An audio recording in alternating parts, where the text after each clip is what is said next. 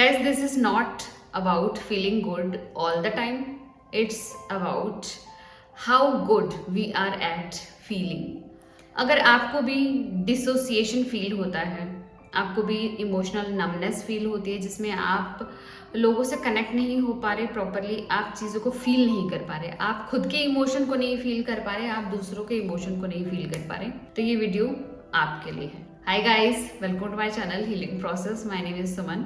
अपने इस चैनल पर मैं एनर्जी से रिलेटेड, रिलेशनशिप से रिलेटेड और इन वर्क प्रैक्टिसेस से रिलेटेड कंटेंट शेयर करती हूँ ताकि हम खुद को एक डीपर लेवल पर जान पाए, हम जान पाए इन रियलिटी हम हैं कौन और जो कुछ भी हमारे साथ हो रहा है उसके पीछे क्या रीज़न है और इसको हम कैसे ओवरकम कर सकते हैं।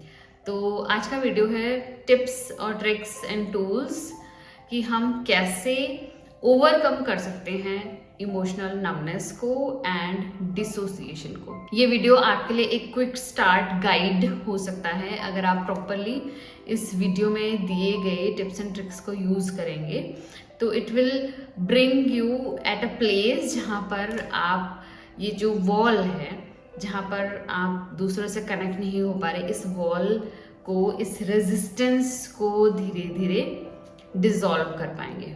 तो पहली बात, हम क्यों नम फील करते हैं? नम फील करने का रीज़न यही है, हमारा पास्ट। हमारा जो पास्ट था बहुत ट्रॉमेटिक था, बहुत पेनफुल था, हर्टफुल था।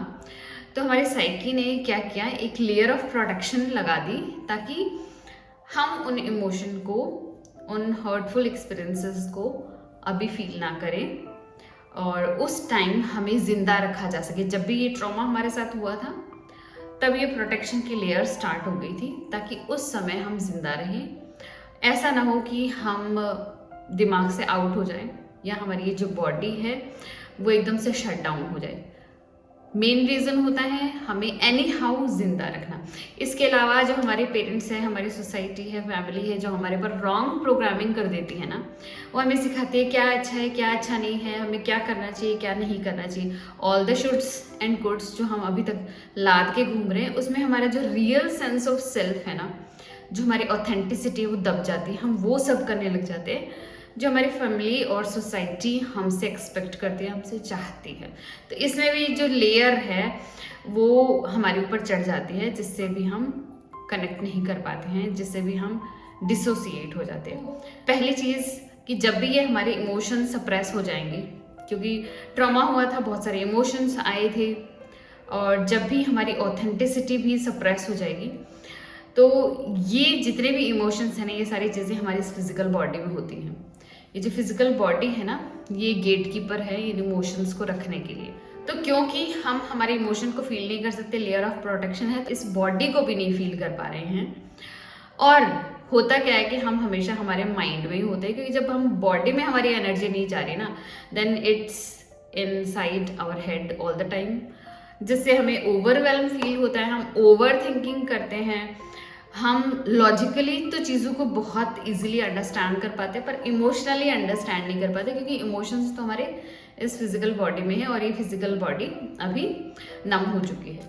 एक एग्जांपल आपके साथ शेयर करना चाहती हूँ। जब मैं नम थी ना, तो मोस्ट ऑफ द टाइम जब भी कोई जोक क्रैक करता था मैं उसको लॉजिकली अंडरस्टैंड कर पाती थी, क्योंकि लॉजिकल माइंड हमेशा चलता रहता है अगर हम नम है तो भी, लेकिन हम उसके इमोशन को फील नहीं कर पाते, उसको एक्सप्रेस नहीं कर पाते। तो I use to understand jokes but I was not able to laugh aloud. जो फुल बॉडी एक्सप्रेशन होता है ना, वो मैं नहीं कर पाती थी। तो ये बात थोड़ी सी अजीब लगती थी मुझे भी और सबको भी, और मैं इस पर बहुत ज़्यादा क्वेश्चन करती थी कि ऐसा मेरे साथ ही क्यों। Then after some time I got to know that I am numb. तो गाइज, आपको समझ आया होगा, जब तक हम इस बॉडी में नहीं उतरेंगे ना, हम हमारे इमोशंस को नहीं फील कर पाएंगे। तो बस इस बॉडी में जो उतरने का तरीका है, कुछ जो इम्पोर्टेंट टिप्स मैं आपके साथ शेयर करना चाहती हूँ ना, वो चीज़ें अगर आप कर लेंगे ना, आपको बहुत ज़्यादा हेल्प मिलेगी इस नमनेस को ओवरकम करने में। पहली चीज़ जो है ना वो है पेशेंस। हमें बहुत सारा पेशेंस चाहिए, क्योंकि ये जो हमारे इमोशंस हैं ना बहुत टाइम से सप्रेस्ड हैं। एक बहुत बड़ी लेयर है प्रोटेक्शन की, तो ये जब तक लेयर है प्रोटेक्शन की, ये पिघलेगी, ये डाइल्यूट होगी ना, उस समय तक हमें इनर वर्क करना है और इस प्रोसेस में बहुत सारा रेजिस्टेंस आने वाला है। हमारा एक पार्ट है वो नहीं चाहता कि हम डीप डाउन अंदर जाएं, हमारे पुराने वुंड्स को कुरे दें। तो अंडरस्टैंड दिस कि lots of resistance will be there, so we have lots of patience. Number 2, acknowledge and feel the numbness. हमें एक्नॉलेज करना है कि ये जो हमारी बॉडी ऐसा कर रही है ना, इसके पीछे एक इनेट विजडम है इस बॉडी की, वो हमें प्रोटेक्ट करना चाह रही है from that hurt and pain. तो जब तक हम इस चीज़ को एक्नॉलेज नहीं करेंगे कि हमारे साथ चल क्या रहा है, ऐसा हो क्यों रहा है, तब तक हम उस पर वर्क करना स्टार्ट नहीं कर सकते। एंड सेकेंड चीज़ इज़ अपनी जो नमनेस आप फील कर रहे हैं ना, उसको फुल्ली फील करना है। हमें ऐसा लगता है हम कुछ नहीं फील करें, but this is not true. हम फील कर रहे हैं। हम क्या फील करें? हम नमनेस फील करें। तो इस नमनेस को ना कंप्लीटली फील करना है। Yes, I am not able to feel anything. जिस चीज़ को आप एक्सेप्ट कर लेते हैं ना, आप उसमें ना रेजिस्टेंस को डिसॉल्व कर देते हैं। रेजिस्टेंस एकदम से ख़त्म हो जाता है। जब आपने एक्सेप्ट कर लिया, मान ही लिया ना, तो हम उस पर एक तरीके से ना प्रेशर बनाना छोड़ देते हैं, उस पर फोर्स डालना शुरू कर देते हैं और अब हम एक नए सिरे से ना शुरुआत कर सकते हैं। तो आपको एक्सेप्ट करना है कि जो भी आप फील कर रहे हैं उसके पीछे एक विजडम है एंड यस, आप नमनेस को फील कर रहे हैं। Number 3 thing is safety. अगर आपने मेरा वो वाला वीडियो नहीं देखा है, basic need to heal is safety, तो आपको ज़रूर देखना चाहिए। उसमें मैंने बहुत सारी चीज़ों को शेयर किया है, किस लिए हमारे लिए सेफ्टी इंपॉर्टेंट है और हम क्या कर सकते हैं इस सेफ्टी को अटेन करने के लिए। तो जो सेफ्टी है ना, एक ह्यूज पार्ट प्ले करती है, क्योंकि अगर हम हमेशा केओस में रहेंगे, हम हमेशा फाइट एंड फ्लाइट में रहेंगे ना, हम खुद को हील नहीं कर सकते।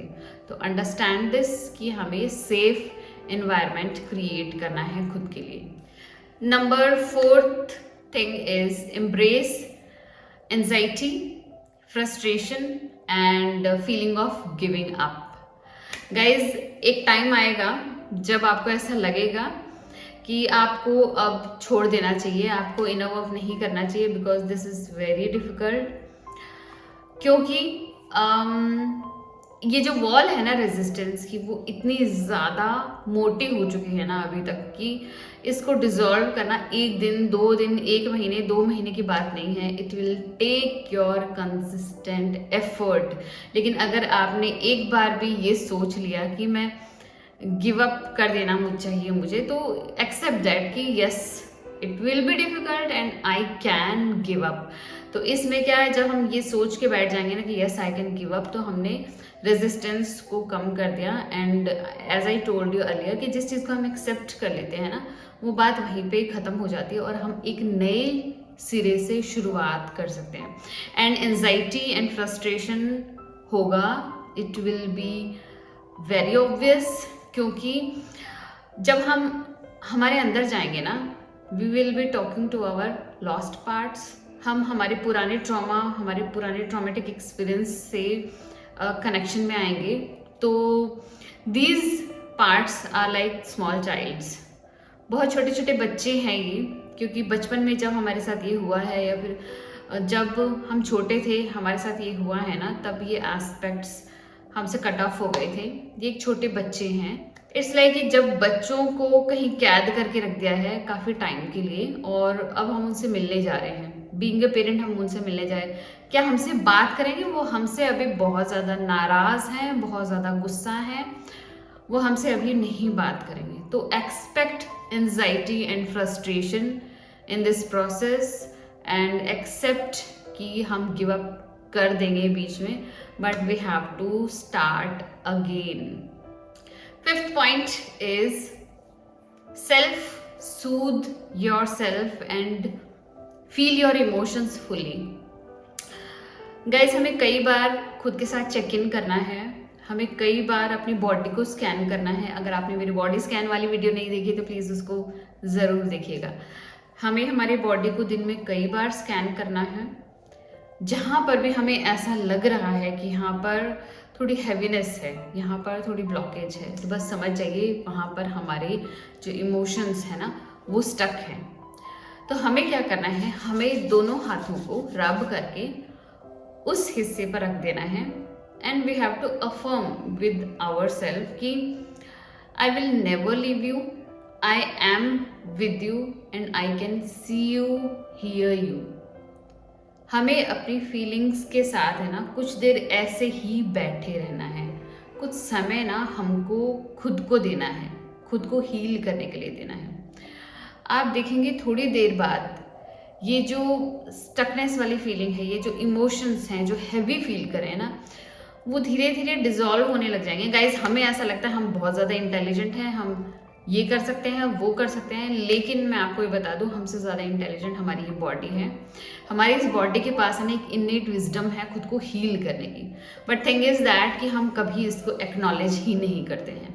तो जब हम खुद को सेल्फ सूद करेंगे, हम हमारी बॉडी के साथ बैठेंगे, हमारे बॉडी पार्ट्स के साथ बैठेंगे ना, वो खुद अपना काम करना शुरू कर देंगे। बट इसके लिए ना हमें उसके साथ बैठना ज़रूरी है, उसको एक्नॉलेज करना ज़रूरी है। इट्स नॉट अबाउट कि हम किसी फीलिंग को जो हम फील कर रहे हैं उसको चेंज करना चाह रहे हैं। इट्स अबाउट कि जो फीलिंग हमें आ रही है ना वो हमारे लिए बेस्ट है, हमें उसको फुल्ली फील करना है। अगर हम फील कर रहे हैं नमनेस, तो हमें उस नमनेस को ना फुल्ली फील करना है। अगर हम सैडनेस फील कर रहे हैं तो हम उस सैडनेस को फुल्ली फील करना कि हाँ मैं दुखी हूँ। एंड आप पाएंगे कि हर इमोशन है ना कुछ कहता है, हर इमोशन की ना अपनी क्वालिटी है, हर इमोशन दूसरे इमोशन से डिफरेंट है। इतनी वैरायटी ऑफ इमोशंस हम देख पाएंगे, फील कर पाएंगे, समझ पाएंगे ना, उतना ही ज़्यादा हमें हेल्प मिलेगी दूसरों से कनेक्ट होने में। फर्स्ट ऑफ ऑल खुद से कनेक्ट होने में, देन दूसरों से कनेक्ट होने में, और धीरे धीरे इस डिसोसिएशन को ओवरकम करने में। Number 6 point is personal time and boundary.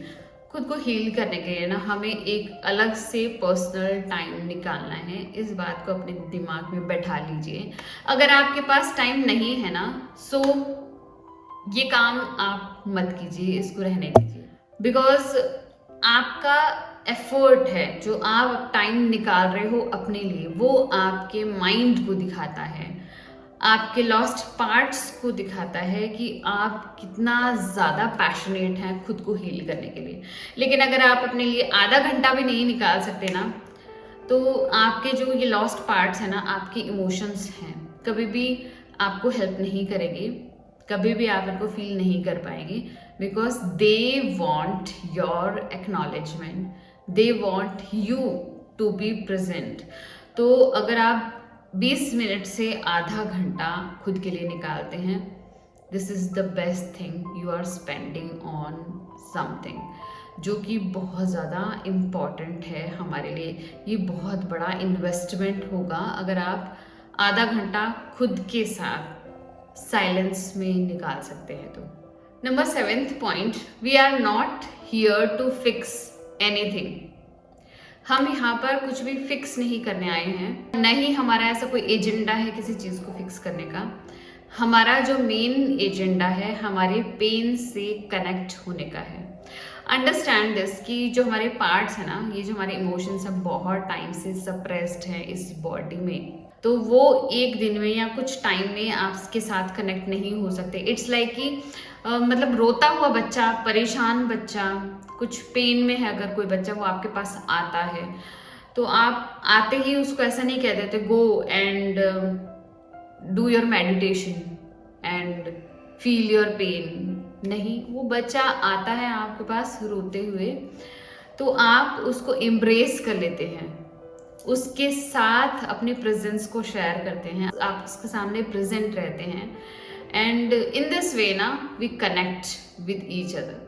तो बस यही काम हमें यहाँ पर करना है। ये जो हमारे लॉस्ट पार्ट्स हैं ना, हमारे एस्पेक्ट्स हैं, ये हमारे इनर चाइल्ड्स हैं, इनके साथ अगर हमें कनेक्ट होना है ना, तो हमें बहुत सारी प्रेजेंस इनको देनी है। और हमारे माइंड में ये एजेंडा नहीं होना चाहिए कि मैं अपने नमनेस को फिक्स करना चाहती हूँ, मैं इस चीज़ को, डिसोसिएशन को फिक्स करना चाहती हूँ। मेरा एजेंडा होना चाहिए मैं अपने पेन के साथ कैसे कनेक्ट कर पाऊँ, क्योंकि ये पेन जो है ना, ये मेरा ही पार्ट है।